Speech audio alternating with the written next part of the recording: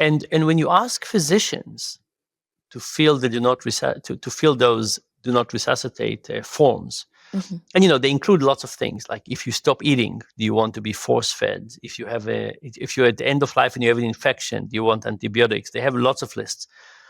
Most physicians write no, no, no to everything. Don't force feed me. Don't do this. Don't do this. Wow. Because they know. Hey, I'm Tanya Wilkinson, and this is Death on the Daily, bringing the conversation about death out of the shadows and into the mainstream. Because along with birth and change, if there's one thing that's going to happen to us all, then death is it.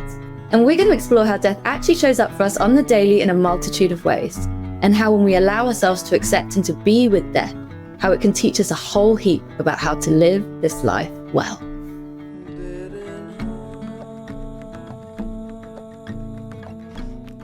So we're all going to die someday. And I know, cheery start to this podcast, but this is a death on the daily reality. And for many of us, it'll be a journey from a terminal diagnosis through a number of years until we take our last breath. And until we die, the thing is that we're very much living. And my guest today has really got me thinking about our final chapter and the opportunity to live that it presents, if only we have the right conversations and support in society and community to do so. Dan Ariely is a world-leading professor of psychology and behavioral economics at Duke University and a founding member of the Center for Advanced Hindsight. He's the best-selling book author of books including Misbelief, Predictably Irrational, The Upside of Irrationality, and The Truth About Dishonesty. And he's currently carrying out research into the end of life through his The Life That We Should Live project. And I really love how Dan's research is rooted in human conversations and identifying things that we don't do so well that we need to do better. And with dying going to be experienced by 100% of us, this conversation and Dan's work just feels so crucial. So Dan Ariely, welcome to Death on the Daily. Thank you very much. It's nice to hear those words and see your wide smile at the same time. It's not always a topic that is accompanied by so much happiness, but I think it's a good attitude for it. Yeah, this is very true. I think within death as well, it's obviously it's a multifaceted topic. And what I really love actually about you, Dan, is everything that you do, you really face into the pain and the difficult sides of it. So, I'm sure in our conversation we'll flow wherever, and maybe I'll have a smile on my face for the whole of it. Maybe I won't. Hopefully so. By the way, there's a really interesting question of how people define the term death. And when I'm at Duke, the university I teach at, if I'm there on Fridays, there's a physician, a palliative care physician that I go and spend some hours with. And he's a palliative care expert, and I spend time going with him to his different patients and trying to understand his approach, their approach, and so on. And the way he talks to his patients about their end-of-life decisions, he says, death is not a moment, it's a process. Death is a process. And he says, and there are two kinds of people in the world. There are kind of people in the world that want to prolong living, and there are kind of people who want to prolong dying. And he says, which type are you? And that's a really good kind of starting point for him to have these conversations about what are we really trying to do? If we have this deterioration and it's inevitable and the quality of life is already low, and let's say we define that as this is it, we're in the dying process. It might take 6 months, 3 months, a year, but we're in the dying process. Is this something we want to prolong? I think all of us would agree we want to prolong living, but when we get to the process of dying, not as clear. What is that prolonging it is the right approach. There's lots of other things we want to do, but I don't think, and by the way, very few people tell him they want to prolong that. Once they say they don't want to prolong it, then he gets into a discussion with them about, okay, so what do you want to do? during this time? What are you trying to accomplish? So I really love his approach. Yeah, that's a really powerful approach, because you're right, actually, if I think about the medical system, and I think specifically of the journey I went on with my grandfather, and I'm still journeying with my two grandmothers, it really is that prolonging dying.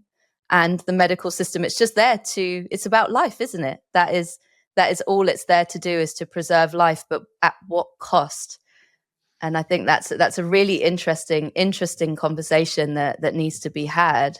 And actually, with that in mind, I'd love to hear, with your project, The Life That We Should Live, and you speak about the fact that actually typically after diagnosis, people, often live for 5 years, sometimes more, sometimes less. Yep. And actually, I'd love to hear a little bit around your research, your reason why for it, and actually what you're seeing out there in our society that is not really helping us as humans to really navigate that life. Yeah, so maybe I'll say a couple of introductory words. So as you know, I was badly injured. I was in hospital for a very long time. I contemplated life and pain and lots of other things like that. And over the years, lots of people with different kind of illnesses and injuries contact me. Not because they care about my injury. These are people who want to figure out their own. I wrote a few books. I'm kind of very open about pain and difficulty and complexity and so on. And people who write me want me to get some help figuring out, okay, I just got injured. Life looks very bleak. What can I do? And the thing that triggered this interest was that a guy that I was trying to help decided to commit suicide. And complex, painful, difficult. And, I was trying to help him for a while. Eventually, he decided it was not working out. And then I started really thinking about what it is that we're doing, that we are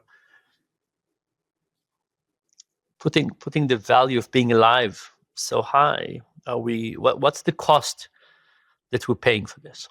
So that was a trigger for me to also go back to my own experience and so on.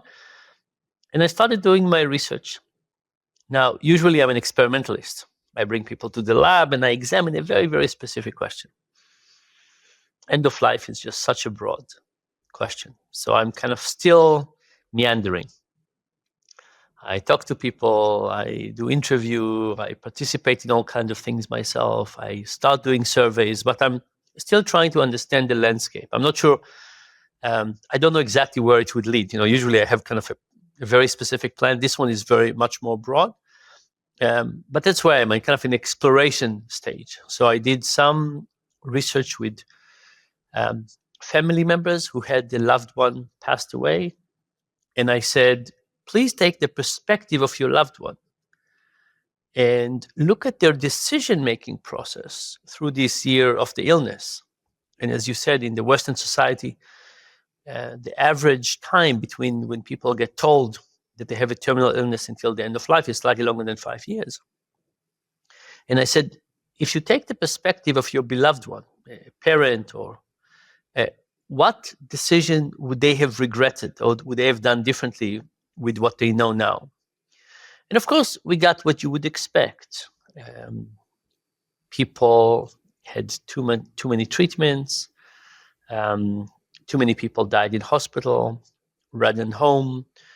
Too many people their profession became of being a patient. There's a term, palliative care. I think it comes from the term of wrapping people like a blanket around them. And the reality is that most of life is palliative care. I'm sitting here, it's Friday, 6 p.m., I have a glass of wine. Palliative care is about having a conversation with somebody you care about and like. It's about having a glass of wine. And then at some point, people get a terminal illness diagnosis. And almost all of us would get that diagnosis. Only about 6 or 7% of the people die quickly. Most of us will have a warning. Wow. And when people get this warning, most people become patients. Like, I was a human being up to now. I had passions and desires and objectives and goals and so on. And all of a sudden, when you get this diagnosis, many people become patients. And what I mean by that is that they adopt the perspective of the healthcare system. And you can understand why it's happening. You're at a loss, you don't know what to do. There's a physician, they give you instructions, and people adopt that as if that's the objective of life. And then people go on and on and on. And then in the last few weeks, people sometimes remember and start thinking about the quality of life. And I think that's a big mistake. I think we should remember our humanity. We should be people first throughout. And I think that's the thing that people regretted. So, but let me tell you something positive. So I talked to quite a few palliative care experts, and I gave them this hypothetical scenario. I said, imagine somebody gets a diagnosis of a terminal illness, and on that day, they come into your care, and you have endless time for them. Whatever they want, you help them in all aspects of their life. You're responsible for the quality of their life, palliative care. And you're with them for these 5+ years. They have the average path. And then they pass away, and then you wake them up 30 minutes later. Now, I know it's not possible, but for the story, it is. And I say, and when you wake them up, you tell them that they can repeat one chapter of their life again. You can do college, you could do elementary school, you could do pick a chapter. And I asked them how many of them would pick the last chapter of their life. And they said that the vast majority would. Wow. Now, they say that nobody would pick the last 2 weeks. That's not good 2 weeks of life. But they say if you take 5 and some years, that's a chapter. Now, they don't say that right now people would pick it. It's not as if you would go to people who pass away now and they say, yes, this was a good chapter for people. It says, done the right way with the help of a good palliative care expert at your disposal. So it means we have the potential for that. We're not there, we're far away from there, but we're not there yet. Now, what is it about the last chapter of life that could be so good? When people just think about it, they say, oh, it's the end. Why? How can it be good? So, you're very young and you just got married. Congratulations, by the way. Thank you. I had a very good midlife crisis, and I think everybody should have a good midlife crisis. And a midlife crisis is an opportunity to examine where you are. The unexamined life versus the examined life. A midlife crisis about examining your life and ask yourself, how did I get here? Is this what I would have chosen? Life basically happens to us. And then it's really good from time to time to ask the question of, okay, so lots of things happen. I got here. Is this really where I want to get? Or do I want to make some big changes? Now, you can't live like this all the time because it's exhausting and tiring and you question everything. But from time to time, it's really good to do. I think people should have a sort of a midlife crisis every 10 years. Every 10 years, sit, take a week, examine your life and see, am I where I wanted to be or did I just get dragged into it? Now, a midlife crisis is one thing. Again, I think it's good. I think people should have it and so on. But the end-of-life diagnosis is a really amazing midlife crisis in a sense, because you can't ignore it. It's there. You can't say, I'll deal with it. No, you have to deal with it. It's very, very salient. And the other thing it does, it puts away all of those considerations about the long term. So imagine you're in a job you don't like. If you have a standard midlife crisis, you say, okay, I really don't like my job. I'm realizing I'm really suffering. My boss is awful, but they pay me well and I have kids in school. So yes, I don't like it. I'm miserable, but I'm going to make the compromises. But that's because you have a long-term thinking. You say, I have another 30 years and I need to provide for my kids and so on.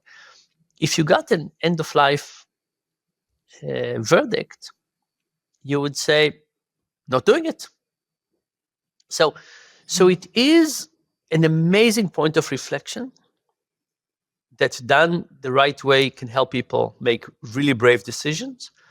And because there's not the long term, people can focus on the short term. So, for example, one guy I talked to recently said at the moment he got this diagnosis, for him it was cancer. They thought he had about 2 years to live. He said, "Why am I living so far from my kids and grandchildren?" And they quickly moved. Wow. Now, he could have moved earlier. He could have moved earlier, but it wasn't as central. And maybe he had all kinds of other thoughts. But the moment this happened, and he said he's incredibly grateful for this time he had. He's one of those people who, by the way, he said he also, another thing that lots of people have broken relationships with people in their past, and that news done correctly often help them fix that Yes. relationship. Again, crucially important. I told you I'm kind of picking and doing lots of research. Yeah. One of the things I did was we interviewed end-of-life doulas. You, of course, know the profession. By the way, I recently became one myself. I did the training. Congratulations. It was the discussions with them were so fascinating that I decided I'm going to do the training, and it was really incredible, very incredible. But anyway, we asked those end-of-life doulas, what's a good end of life? And they said 4 things: no pain, largely doable with modern medicine; no loss of dignity in the body, complex. But for example, the physician I work with, he, for example, there was one woman that he got her to install false teeth. And I met her just after that. I didn't meet her before. And she was just smiling the whole visit. Wow. And she told me that before that, her teeth were rotting because of her chemotherapy. And she would always talk like this. Oh. So that nobody could see it. And she said now, she doesn't have long to live, false teeth. Is this a good, efficient use of money? Unbelievable. She's just smiling. She's just showing her teeth everywhere. Oh, wow. So he also, by the way, if there's a choice between putting a pipe from above the blanket or below the blanket, he puts it below the blanket so that it's not as visible. Yeah. I also think that there's lots of things to do with smell and so on. But anyway, no pain, no loss of dignity in the body to the extent possible, surrounded by love, and feeling a sense of legacy. Those are the 4 elements. And we can certainly make tremendous strides forward in all of those. If we help people feel loved and have legacy and no pain, just there's lots to do. So, but that's, by the way, just about the end. Yeah. Okay, one more random study. We interviewed veterinarians about end of life, and they do a lot of euthanasia. So, of course, we have some places in the world that allow it for human beings, but veterinarians have been doing it for a long time, and they have lots of experience with it. And I tried to get from them to understand what is their procedure. And what they do is they bring the whole family to talk to them, the whole family, and they encourage them to ask as many questions as they have. They just take time to answer questions. I'm giving you kind of the average, right? It's not everybody has this process, but that's kind of what I think is the average best practice. Then they ask them to take the pet back home for a few days, and then they ask them to come back. And the people who are doing it well have a room dedicated to that. The room has music, and it has a very comfortable bed, and they want the animal to be there and the family to be there when they put the animal to sleep. And what they're saying is that it's very important for people, especially for the kids, to see that it's not a traumatic event. We all have an image of people grasping for the last breath, frightening looks, all kinds of things like that. Of course, bad things can happen in nature, but when done under care with the right medication, it doesn't happen like this. The palliative care experts, when they talk to patients, they usually say, look, I know you're afraid of the end, but let me tell you, you will fall asleep to the deepest sleep you've ever had. That will be the feeling. And there are so many people that are afraid of those last moments, that are trying to delay and delay and delay. It will happen eventually, but it will also not happen the way they think it would. By the way, COVID made us all frightened of that. You remember COVID, we had these images of people unable to breathe and so on. These were horrific images and imagination just to think about what people are experiencing. But it doesn't have to be this way. It's so profound. It doesn't have to be this way. And actually, I love that acknowledgement that it isn't typically that way. And where you mentioned around, veterinarians encouraging, well, not all of them, but some of them who do it well, to encourage for children to be there as well. If I think about, when my granddad died, my dad actually had COVID at the time, so he couldn't come to be with his dad in those final days.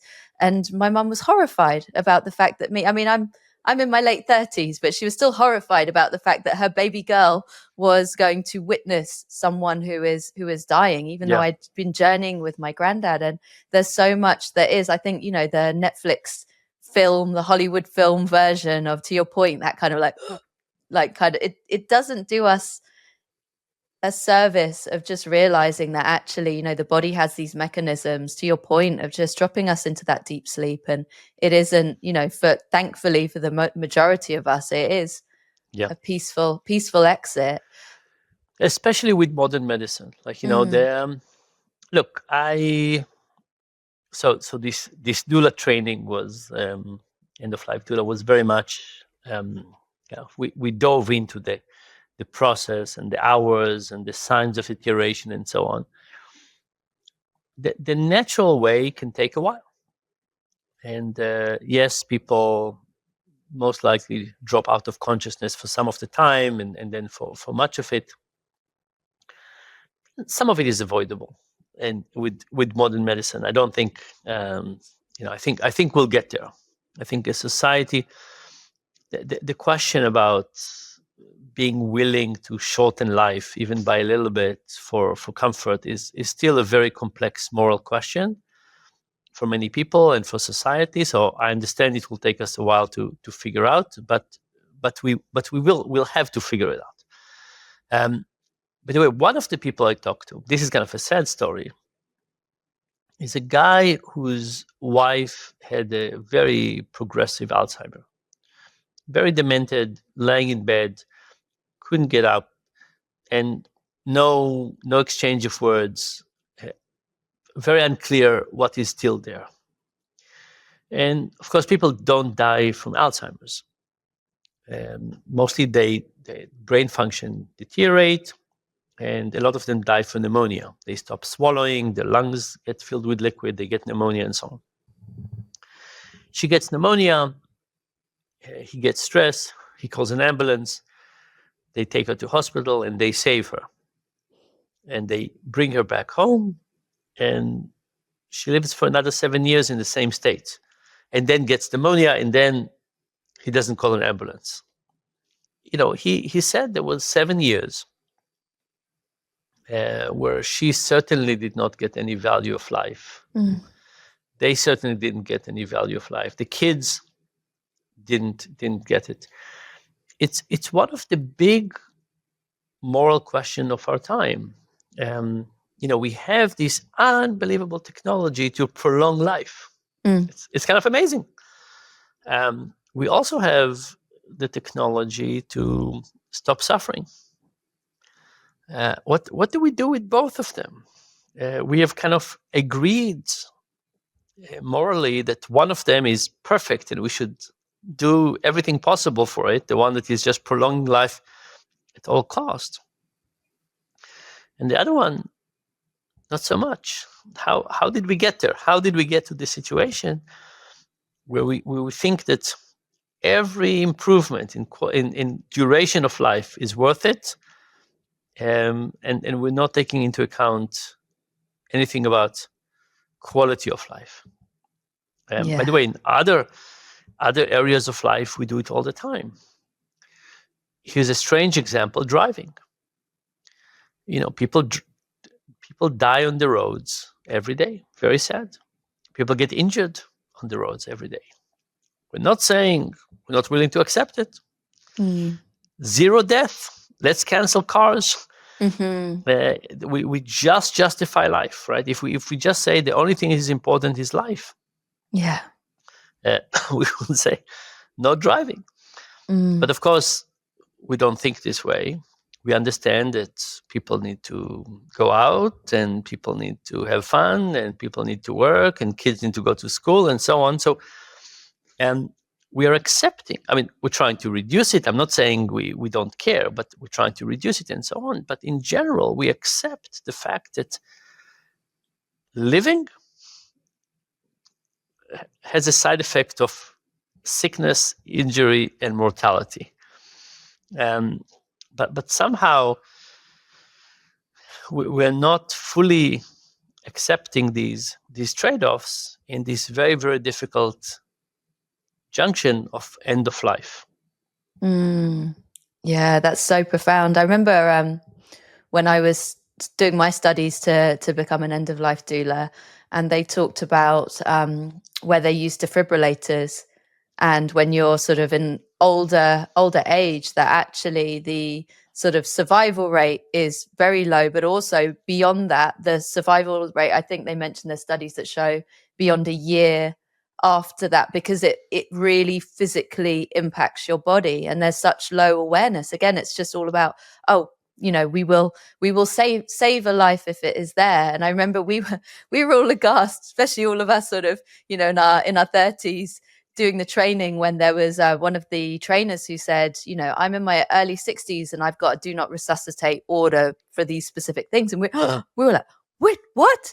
But you're so young. How could you, because that is ingrained within us. And I remember, again, with my granddad, he had multiple heart attacks and strokes. And every single time he gets weaker and weaker and weaker until eventually he can't get out of bed. And, much like the lady you were speaking about, he didn't get out of bed for a number of years and was not in a good place.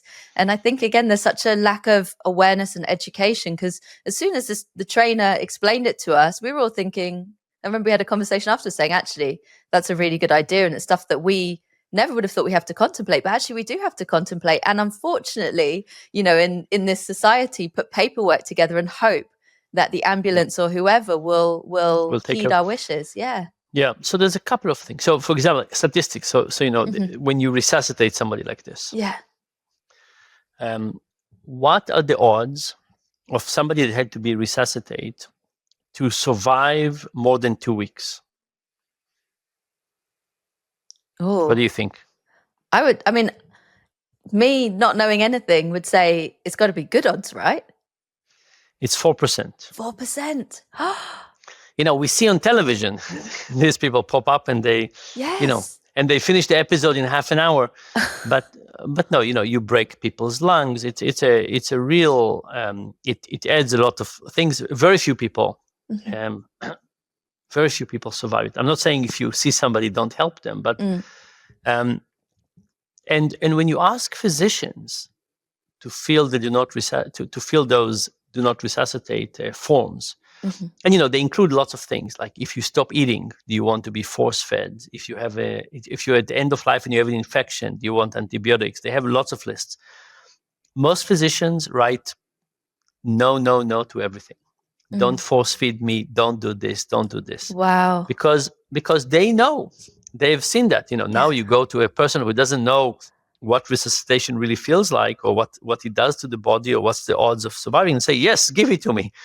But the people who know, the people who are experts, basically say, don't try to prolong my life. If I'm with a terminal illness and my body is failing in this predictable way, don't every physician would tell you, if I have a car accident, don't write me off. But if I have a long-term illness and so on, but the other thing is, and this is why I think your project is important. You said already that you want to. We all need to fill these forms, which is true, and we need to hope that the ambulance and this will accept it, and that's also true. But we also have to have discussions with our loved ones about it, and that's some of the toughest thing. And the reason is that when we are incapacitated, we are no longer making decisions. By the way, decisions about organ donation are kind of tricky, because I can sign everything about the organ donor. The moment I died, my decisions don't count. So in fact, legally, it's whoever is in charge now, they get to decide. It's kind of a really strange situation, right? Because whatever I sign, the moment you die, your signature counts for nothing. You're not alive. So it's really an expression of wishes rather than a binding legal document. But if you start talking about your wishes, if imagine I passed away, and let's say the people who love me are around, and they unplug me, and now there's a few organs, and they have to decide, and they say, "Oh, look, Dan signed this organ donor card," and we haven't prepared for that. And they get to ask, did he really want to in this condition? Did he think about it? And so on. There's lots of ambiguity. Yes, think about do not resuscitate. Yes, Dan said he doesn't want to be force-fed. But did he really know that the situation is going to be like this, or did he think about something different? So the moment we are not in control, our decisions don't count. They're only suggestions for the people we leave behind. But they're ambiguous. If you say, if I stop eating, don't force feed me, or if I lose consciousness, let's say, if I lose consciousness, don't keep me alive. There are so many different versions that this can happen, and to leave that ambiguity just means that people are probably going to be extra cautious. Yeah. And by the way, it becomes a really complex social problem. So another person I talked to not too long ago told me that there are 3 kids, and they had a discussion about what to do. Now, the mother was very clear about her instructions, but he said that he wanted to follow her explicit request not to be connected to anything. And he felt that his siblings were looking at him as if he was saying he doesn't love her. Oh, my goodness. Think about it. Yeah. Right? You basically say, mom is dying. I don't think we should do anything. Whereas this thing, doctor, do everything to save them, seems like it's an expression of love. So I think that the discussions saying, what do you really want? It's not just about filling the form. It's about people around us knowing how we view life, how we do the end, what do we want, and help them. It's also a little bit unfair to ask people to make these tough decisions on our behalf if we're not clear about it. So I think it is important to try and to have the discussions and be clear about it. I think that's such wisdom that we all need to take forwards, because actually it is, when I did my training, they shared, communicating your wishes, that is the greatest gift you can give to your family, and particularly in those moments where your family is hurting and grieving and trying to navigate and in shock. Actually, I can imagine any kind of ambiguity and not sort of making sure that everybody understands, is clear, all on the same page. I could imagine can create really complex situations. And I think, even if I think about with my granddad, I remember that was a decision to not go to hospital when he had pneumonia, and he'd been in hospital again a number of times over the previous years. And I could imagine, I don't know, but I could imagine for my dad and my aunts who made that call, that's a really, really difficult one. And there may well be, even if in your heart it's the right thing, those what ifs, but actually to know that that is someone's wishes can just really root you and ground you. So I think that's so important. How you communicate it, what people know, and I'll give you an example. We did some studies on funerals, and we asked people, what do you want for your funeral? And most people kind of want a modest casket and a modest funeral and so on. And then we ask people, imagine your parent recently died, what would you do for them? Now, those parents just said that they want the modest funeral, but these were not people that communicated it. And now the kids are going all out. Now, it's kind of tough. Like if you're a kid, your parent just died, you don't know what they wanted. You can go exactly correct to their wishes.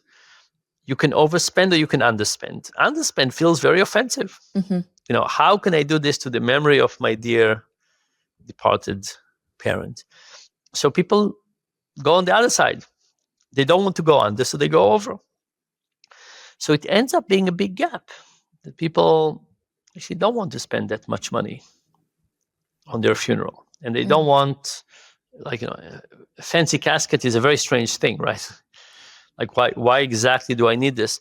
Clearly, the funeral home makes a lot of money on this, but why exactly would I do that? In what way would it increase people's memory of me or legacy or anything like that? So people make very different decisions for themselves than for other people. And when it comes to other people, we don't want to undershoot. So we prefer to overshoot, not to make mistakes, which basically just says, again, really important to have this tough, complex conversation. That really resonates with me, especially given my marriage being the most low-key registry office, 6 people there. You're getting me thinking, I need to speak to my husband and say, what would you want? Because I'm pretty sure he'd be like literally the lowest fuss thing you could think of. I want a cardboard box for a coffin. But think about your wedding. Imagine that your husband was not there. For some reason, he was in a submarine for 2 months, and you were creating a surprise wedding for him. Like he would show up, he wanted to get married, but he is not involved in any of the planning. You would probably be kind of motivated to imagine disappointment. He comes out of the submarine and he says, it's only 6 people and so on. It's much better to overshoot and not to disappoint him, because you overshoot, you only spend money. You disappoint him, it stays for life. Yeah. So and these industries build on these biases in a way that is not good for us. By the way, this is true for lots of things. Every time there is something that we as people don't talk about, somebody will take advantage of us. We don't talk about insurance policies. When was the last time you had a discussion with one of your friends about what insurance they have? We don't talk so much about what debt we have, which credit cards we have, and so on. And every time we don't have these discussions, we have a hard time finding out what are better ways to do things, and then somebody is overcharging us for this. Our remedy for understanding the world is talking to each other and figure out, there's a better option here, there's a better option here, and so on. The moment we don't talk, lots of bad things happening, including that there's a chance that somebody will take advantage of us. That is, it really highlights why your work in general is so crucial, because I know that's really a real purpose of what don't we do so well and what can we do better, where I've seen you speaking to it, where it's like, what is this gap here and how can we do this better? And it's a really interesting perspective as well of the corporate machine. There will always be someone who will jump in, and where there is the unsaid. And I guess there's a lot of that then pins on our fears, or to that point of that kind of building on expectations. Or if I think about insurance, the amount of add-ons that's always, I remember when I went to take out my life insurance policies and everything, and suddenly, I've got 5 different things, because what if this happens? What if this happens? What if that happens? You need a policy for this. Yeah.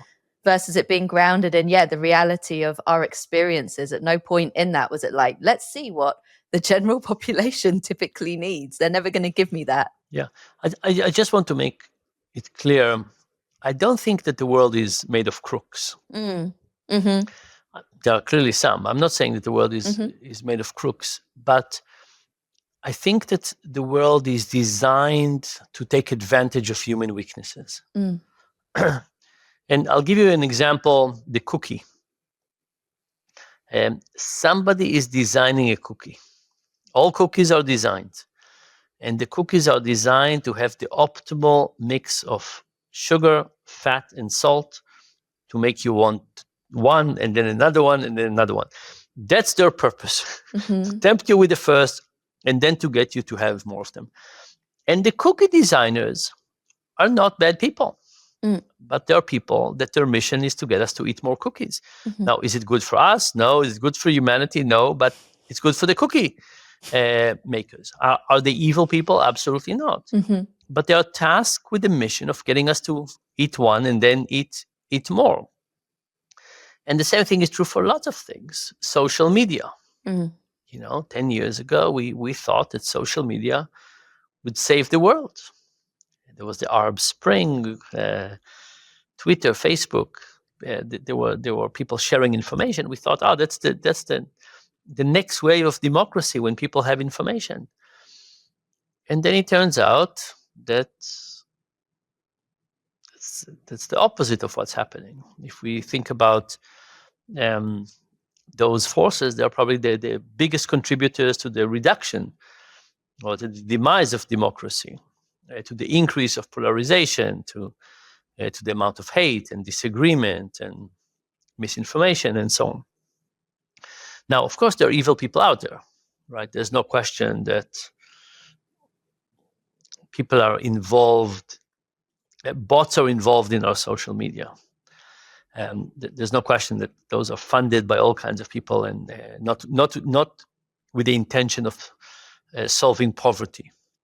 But the people who run the social media networks and so on, I don't think have bad intention. They just created a system, and the system has been honed in all kinds of ways to take advantage of human weaknesses. Why? I met a very lovely journalist not too long ago, and she told me that 20 years ago, there were lots of positive stories about people. There's no positive stories anymore. Yes. Why? Clickbaits. We are more, our human nature is more connected to bad news than good news. A curiosity is really piqued by something terrible happened rather than something good happens. Fake news is obviously more exciting than real information. It has more freedom. Anecdotal evidence is better. Pictures are more than words. So the systems have developed to take advantage of our human weaknesses. If you say the human system is a system, and there are all kinds of points that we have evolved in all kind of questionable way, but there are weak points, those are the things that are being picked on.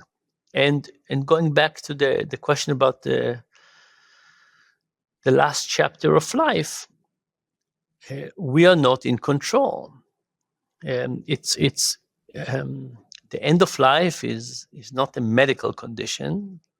It's a life condition. It's a human condition, but it's been given to the healthcare system to control. And they do what they can do in their tools. It's not what we would have picked. Right? Imagine they say, okay, why don't you be the designer of this last chapter of life? Everything is open. You can redesign hospitals. Mm-hmm. You can redesign universities, education, family structure. Go for it. What would it look like? You would design something very different, but we don't do that. What we do is we take the system that got us here and we make slight adjustments. Yes, yeah, it's sort of versus that big systems change, which hopefully will come in the end of life space. And I suppose in the meantime, what I really root into is that power of that person-centered approach, community through, all of the content that I've been seeing you doing in the end of life space. So if you were speaking to, for example, if there's any listeners who perhaps are navigating, whether it's their own final chapter or that with someone that they love, is there any words of advice that you could give around just how they could navigate it in a way that is enabling them to live this life well? So I think that the first advice would be to live. And it would mean two things. It would mean find something that makes you happy every day, big, small, but every day. And then make a list of the things you want to achieve when you're still around. And there's, we all like the term hope. Some people use the term hope as hope for a better outcome. But the psychological model of hope is not about outcome, it's about living a hopeful life. And living a hopeful life means that you have objectives. There are multiple paths to get to those objectives, and you're in control. So I would say live, find things that makes you happy on a daily basis, and figure out your version of a hopeful life. Is it finishing a book, doing a dissertation, climbing something, watching something, learning something, whatever it is? Those will be the elements. And then, of course, follow the advice of the doulas. Try to have no pain, no loss of dignity in the body, surrounded by love, and having a sense of legacy. Wow, that is such profound wisdom. And I think, for any of us to be able to, I mean, it's a lot of these are life lessons as well for us to root into every day. But I think that is so profound by way of, if you or anyone that you're navigating with on these journeys that you can take forwards. And something that really resonated as well, I was crying with you actually when I heard you on the moth, that short, I think it's a podcast, isn't it? Like really, really profound as well. And where you mentioned around from your own experience too, that, being able to, where you talk about the dignity side as well, that control, being able to have some control, some autonomy over some of these decisions and things like that. I think we really underestimate the power of these little things that can make the profoundest of differences, whether it's anyone navigating at the end of life or anyone navigating life-changing injuries, illnesses, etc. So I think that so much wisdom that everyone can take forwards. Thank you so much. Amazing. Well, Dan, thank you so much for your time today. I have one final question for you, which is, and I ask this of all of my guests, if you, from where you're sitting right now, if you could write, and specifically with all the integrations of, you in this path of journeying and researching into the end of life, if you could write a note to yourself at any point in your life in the past, what words of wisdom would you give to yourself? Don't worry about taking more risks. It'll be worth it. Amazing. Don't worry, taking those risks, it will be worth it. Wonderful. Well, Dan, also, would you like to share anywhere that our listeners can connect with you and your work? So my general website is danariely.com, and then I have the website that you pointed out that is dedicated to this initial journey exploration. Amazing. I will put all of the links into the show notes. And Dan, thank you so much for your work, for all of that you're just bringing into this space of end of life. And I cannot wait to see where you journey with this research. And thank you so much for your time today. Thank you. It's been a delight. All of my gratitude to you for joining me for another Dead Conversation. Death on the Daily is edited by David Strutt. The music is Set Free by Katie Gray. And I am Tanya Wilkinson. And if you enjoyed this episode, I would be over the moon if you can rate, review, and subscribe. It really, really helps me to get the word out there. And if you want to say hi or to hear more about my work as a coach and death doula, including how I support my clients to navigate their death on the daily, then all of the ways that you can connect with me are in the show notes. I'll be back soon with some more Dead Conversations. And in the meantime, take good care of yourself and others.